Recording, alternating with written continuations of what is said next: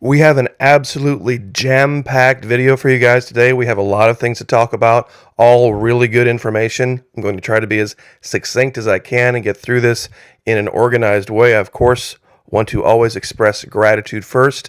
Thank you, everyone who has showed up over the Florida Maquis Patreon channel. We have a brand new video that was just posted a few hours ago up over there, and it talks about this argument between flat Earth and globe Earth in a way that it's never been talked about before.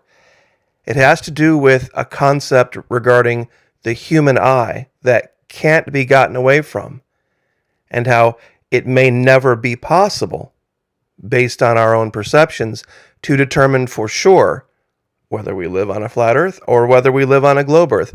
Now, I'm sure a lot of people are going to have some very passionate responses to that, and we cover that as well. Why is it so particular with so many people that their belief be held by others? But anyway, $1 per month if you want to join us over there, even less if you want to sign up for an entire year. Gloves off, fully refundable first 90 days. We can partner with Vimeo, very little or no redaction or censorship. So that having been taken care of. Now, I'm sure many of you are aware of the story that went around early 2000s, right after we deployed to Afghanistan, about this thing called the Kandahar Giant. Now, I'm not sure if I believe every single thing I've heard about it. This is some type of an artist's rendering that shows that this particular creature had skin something like a heavy-duty Kevlar. They did say that they subdued it and that it's in possession, the body is in possession of the authorities somewhere, but of course we have no actual pictures of it, just artist renderings, so there is that. But what if I told you I may have proof in Antarctica for something like this, yet more evidence of giants, not just skulls and not anything that's grainy. This looks like an actual living giant that has been captured accidentally by satellites in Antarctica. Now, we're going to get down there, but there's something else I absolutely, positively have to cover because it's relevant. Way back in 2018, this channel was talking about something that was coming.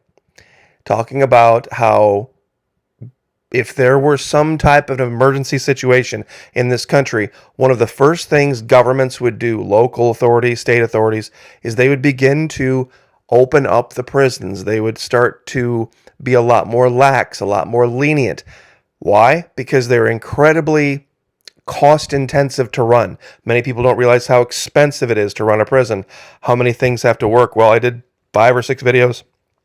Got a lot of pushback, but a lot of people wanted to talk about it. In fact, it's of the 5 top videos at the Florida Maquis channel, this particular topic covers 4 of them. In one of them, though, the number 4 video of this topic, number 5 overall, the event is beginning mass prison exodus. Officials admit it's over from October 18th, 2018, going up on actually just past 4 years here. This is an article from the Columbus Dispatch. Emergency early release of prisoners is considered as Ohio's inmate population once again approaches record levels with no money available for bricks and mortar. Prison Chief Gary Moore looking at something never used here before, emergency early release of prisoners. Now, what do we know? Looking back 4 years, what have they been doing? Especially after the 2020 sniffles. October 25, 2022. America's most dangerous law. Illinois candidate warns of anarchy after a criminal justice overhaul. Crime in Illinois could spiral out of Illinois after a new law overhauling the state's criminal justice system goes into effect in January. Quote, "When I said that this is the most dangerous law I've ever seen, I believe that," said Orland Park Mayor Keith Pacow, who's running for Congress. It's called the Safety Act. Now, it's going to, number one, he says, "I don't think we know what's coming from this. I think we can project that if criminals are allowed to run free and police officers can't protect citizens, citizens are going to start protecting themselves and take the law into their own hands."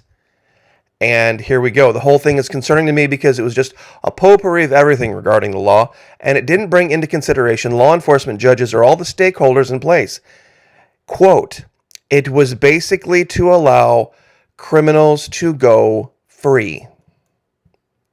Basically to allow criminals to go free. Now, many people took exception with how I had done the map, or what they call the map videos. I had said out in the Midwest is where it's going to be the most dangerous. Why? These states barely were paying the bills at the time.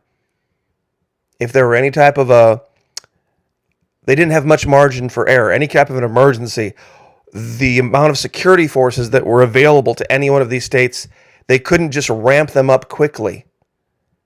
And these would have been the easiest states for criminals to operate in because of the lack of security forces. Now, the two states that we just referred to were Ohio and Illinois. And this is where it's starting. Places in the South like Texas and Florida, the criminals down here, they basically know better. They're already afraid of the populace. They're far more afraid of the citizens. The criminals in Texas and Florida are far more afraid of dealing with a vigilante citizen than they are of the cops. That's just fact, especially in Florida. Because it's just, unsolved murder capital of the world. But that's just another point for another day. And what have we seen, of course, in the last year? We have seen multiple sheriffs come out, Rick Staley and Grady Judd and others come out and literally do video spots where they encourage citizens, go out and, well, not go out, but if somebody's coming into your home, if somebody's coming after you, destroy them. I think the last guy said, turn them into Swiss cheese. So, anyway, I just wanted to cover this now. Without wasting a whole bunch of time, the video that I had dug up from a long time ago where I found this giant I had forgotten about.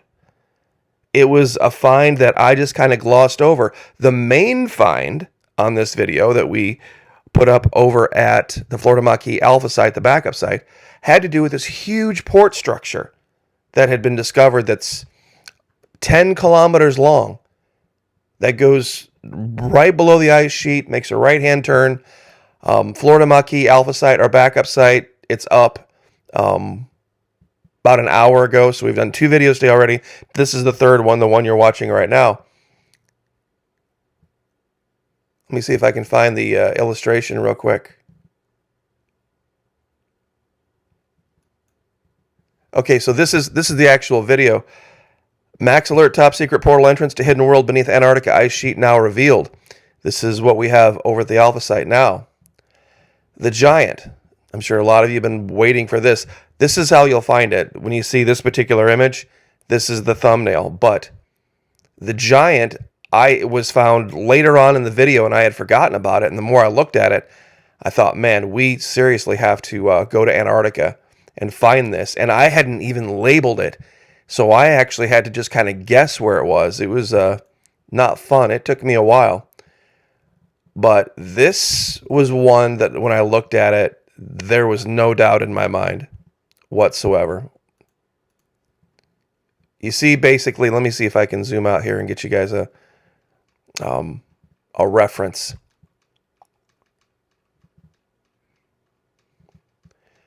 As you can see, a lot of other finds along with the Pentagon network. We are down in what looks like about the 7 o'clock region.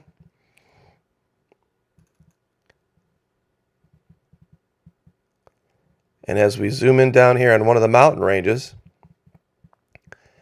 we are in the 2012 layer. You look at it initially and you don't think there's very much there. But then, if you look closer and you zoom in, you see a very strange shadow. And as you zoom in even farther, you see something greatly out of place. You see this ridge, and based on the size of this shadow, you would think you would see something on the opposite side that would be casting it. Well, it's gone. But there's something even more. You see, I think they erased the giant. I think they truly erased the giant. But they forgot to erase his shadow and where he was going. Because if you look over here, not too far away, you see a cave entrance, an opening right here. There's smaller ones hidden in the shadow here and here, but what you can really see with this one is something that there's been evidence of historically. In virtually every story I've heard of giants, from whether it was Patagonia or anywhere else in the world, they were not particularly bright individuals. They wore very rudimentary clothing, and they hunted with bows and spears. If you look closely, and I'll give you this exact location on Google Earth Pro, if you look very closely at this shadow, and this, of course, is the head, arm, you got the back, you can see where the legs come down here. If you look very closely, it looks as if this individual, this character, has some type of a bow over his back, because there's a faint shadow of something much thinner behind him. And if you look even closer, you can see there's another shadow of something on the other side of him. That could be a spear, that could be a sword. They were known for using just rudimentary weapons. Even shields and armor. I've never seen, other than the story in the Bible of Goliath, I have never heard or seen another story historically of a giant using any kind of armor or shield. They usually just had spears and bows and arrows. And that would make sense for a giant. You could make one heck of a bow given the size of, the arms, and with the pliability of wood, you could make a huge, huge longbow that could, based on a giant size, have an arrow that had incredible force and go a great distance. But when you look through this region very closely, you'll start to see things that would make sense for habitation. Because all of what you're seeing here, all of this snow, you just add in some heat, and you've got an endless supply of fresh water. And if you have an endless supply of fresh water and running water, meaning if there's someplace far enough below the ice sheet that you can create a river or a stream, you can do so many other things. You can generate energy. There's also, not very far from here, another much smaller shadow, but it's human-like. You got 2 legs, 2 arms, you got a head right here. And it seems to be looking up over here. Now, this is an articulated shadow, meaning it's whatever it is, it looks like it's alive. This isn't a skull, this isn't a set of bones or a leg protruding through the ice like we found recently. I guess the last thing we should probably do is measure this and see how big it is.